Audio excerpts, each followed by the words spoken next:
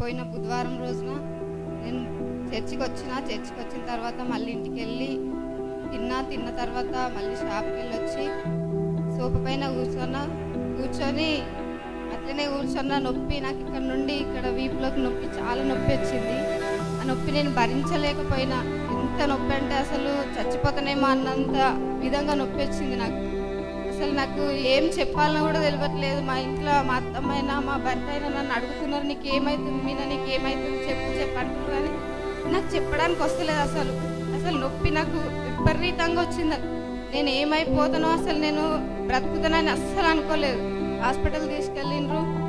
మా మేరీ చెప్తుంది నాకు, అక్క నువ్వు దేవుణ్ణి మాత్రమే అడుగు, నీ మనసులో దేవుణ్ణి పెట్టుకో, నువ్వు అడుగు అక్క, అడుగు, నీకేం కాదు అడుగని ఆమె ఏడుస్తుంది నా కోసం. చాలా అంటే చాలా నొప్పి నాకు అసలు భరించలేకపోయినా. హాస్పిటల్కి వెళ్ళేంత వరకైనా బ్రతుకుతానా అనిపించింది. హాస్పిటల్కి వెళ్ళిన తర్వాత డాక్టర్ ఈసీజీ తీసిండ్రు, టాబ్లెట్స్ ఇచ్చిండ్రు, కానీ అసలు మందులు ఇస్తుండ్రు కానీ తగ్గుతలేదు నొప్పి, విపరీతంగా వస్తుంది. ఆమె వచ్చి నాకు చెప్తుంది, అక్క నువ్వు ప్రేయర్ చేసుకో, మనసులో ఒకసారి ప్రేయర్ చేసుకో అక్క, నేను కూడా చేస్తాను నీకోసం అని. ఆమె ఏడుస్తుంది, ప్రేయర్ చేస్తుంది. నేను కూడా ప్రేయర్ చేసుకున్నా, ప్రభువా నీ చిత్తం అయితే నీకోసం బ్రతుకుతుందంటే నేను నన్ను నువ్వు ఇందులో నుండి బ్రతికిస్తావా, నీ చిత్తం నాయనా అని ప్రేయర్ చేసుకున్నా.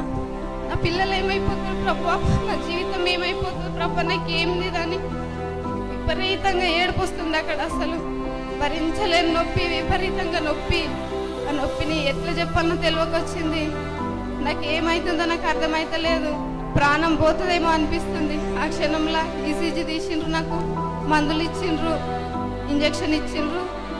కొంచెం నొప్పి తగ్గిన తర్వాత ఇంటికి వెళ్దామా అని అంటే వెళ్ళాలనిపించకొచ్చింది. అసలు నా నొప్పి మళ్ళీ వస్తుందేమో, మళ్ళీ నాకేమన్నా అవుతుందేమో అనేసి.